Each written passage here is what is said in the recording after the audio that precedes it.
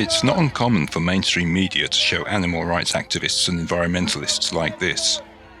Their viewpoints can be seen as extreme, and they are often subject to ridicule or even shunned by society. I've never met an angry vegan who's militant and shouts people down.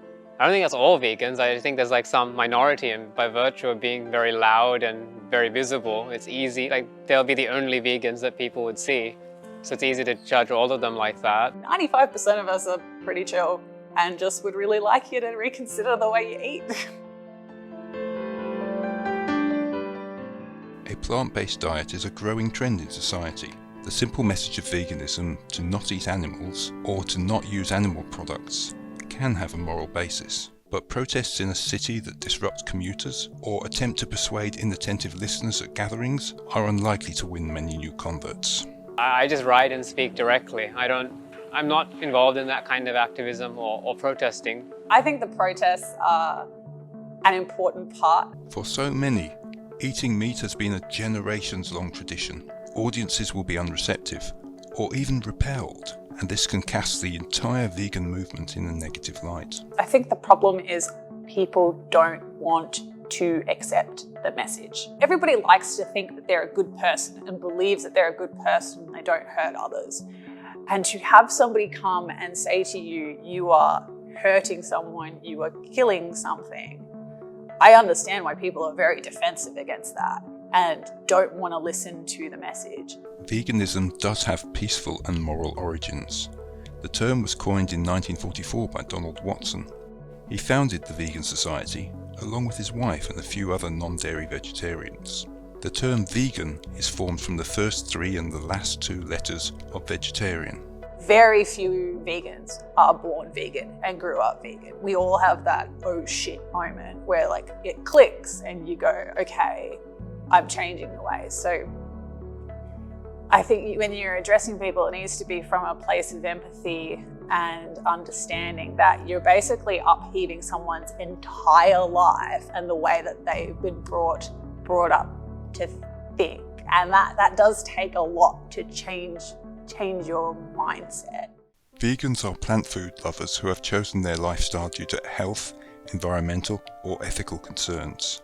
The Vegan Society defines veganism as a lifestyle choice that excludes the exploitation and suffering of animals as much as possible. The conditions for maximum yield of milk, eggs, etc., and the conditions that are optimal for flourishing cows and chickens aren't the same. So eating meat, milk, eggs, and other animal products seems to involve the exploitation or suffering of animals. I want to live in a world where we don't need to cause such suffering. There is a concern that going plant-based can be expensive. It can be quite cheap if you eat things like rice, beans, pasta, mushrooms, tofu, that sort of thing. If you want to get all the same things that you had on a meat-based diet, but vegan versions of it, then it can get more expensive. Fresh fruit is pretty cheap. Broccoli, cauliflower, carrots, potatoes, that's all cheap stuff.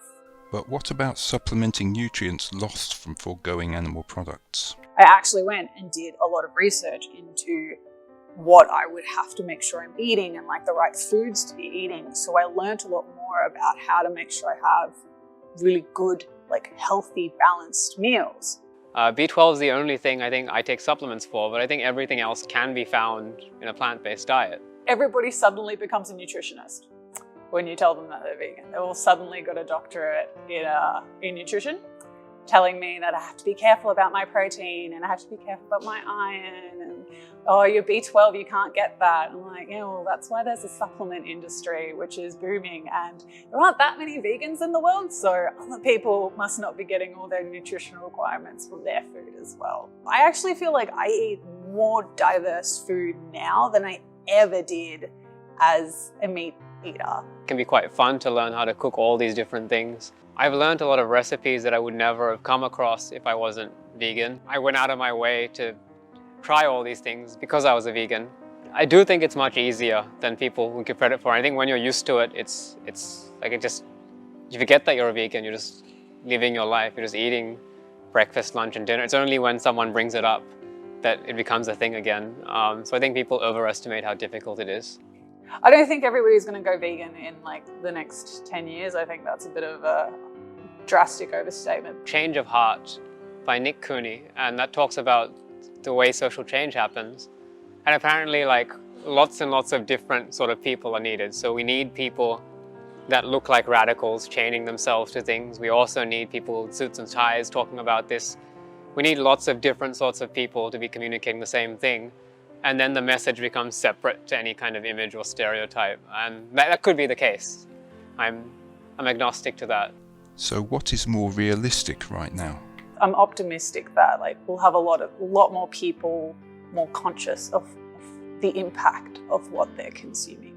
If not totally vegan, then what's called being a reducitarian, where you just make the commitment to eat less, like only a certain amount of times a week. So you transition away from eating meat rather than going completely cold turkey. I should have made a joke about that cold turkey thing. Oh well.